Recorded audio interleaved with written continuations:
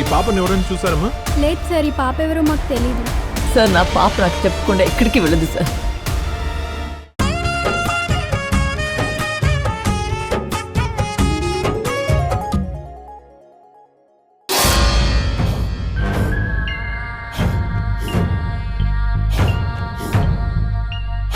ఈ దర్బారులో రాజులా ఉండాల్సిన వాణ్ణి బయట పనోళ్ళ బతికేలా చేశారు కదరా. ఒక్కసారి ఆ అమ్మోరు ముక్కెరని నా చేతికి రానివ్వండి, అందరి లెక్కలు తేలుస్తా.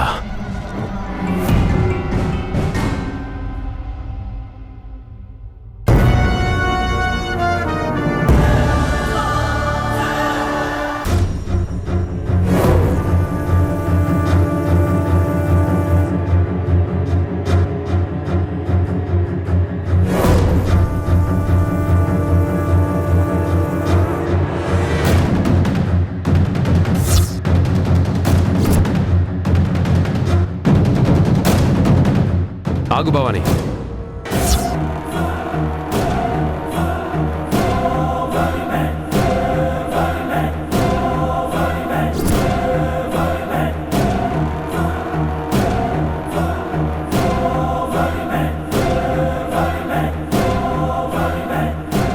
ఎక్కడికి వెళ్తున్నావు?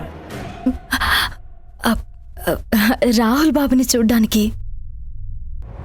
నిన్న జరిగిన దానికి ఇంట్లో వాళ్ళంతా నీ మీద కోపంగా ఉన్నారు భవాని. ఈ సమయంలో అయినా పర్లేదు, ఒక్కసారి రాహుల్ బాబుని చూసి వెళ్ళిపోతాను. సరే, అలాగే వెళ్దు గాని ఒకటి చెప్పు, నిన్న రాత్రి నువ్వు రాహుల్ బాబు కలిసి ఎక్కడికి వెళ్ళారు?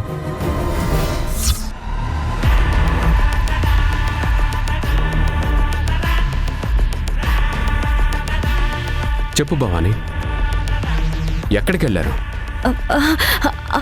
అది నాకు తెలుసు భవాని,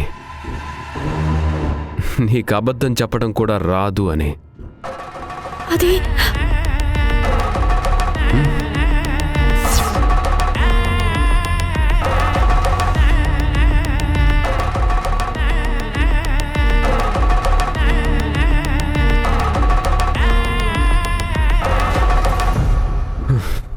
ఇదంతా చూపించింది నిన్ను బెదిరించడానికో లేదా నీ నుండి ఏదో ఆశించో కాదమ్మా. నేను అడిగేది నీ మంచి కోసం. అవును భవాని, నువ్వేంటో నీ మంచితనమేంటో నాకు బాగా తెలుసమ్మా. ఈ ఊరి కోసం నీ ప్రాణాలు ఇవ్వడానికి కూడా నువ్వెన్నోసార్లు సిద్ధపడ్డావు.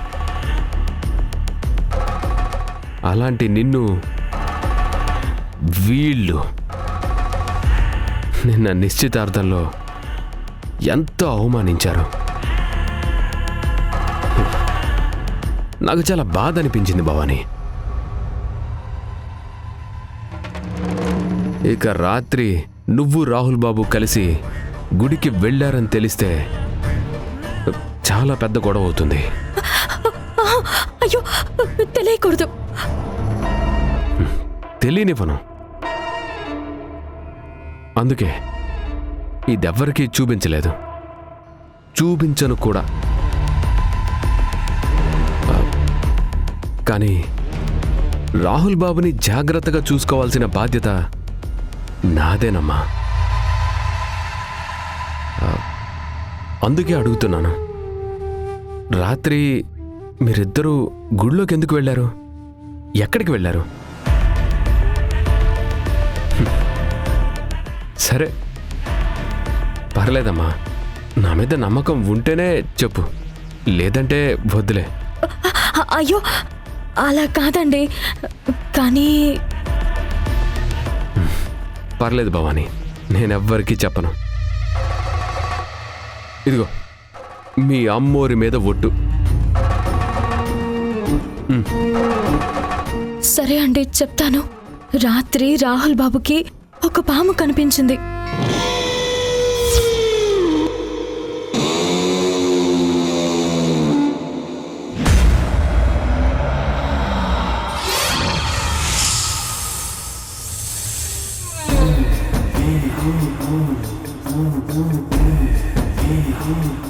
ఇదే జరిగింది.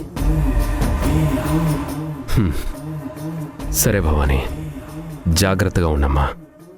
రోజులు అసలే బాగలేవు. ఎవరి కళ్ళు సోకాయో ఏంటో, ఈ మధ్య అన్ని కష్టాలు నీకే వస్తున్నాయి. వెళ్ళమ్మా. అలాగే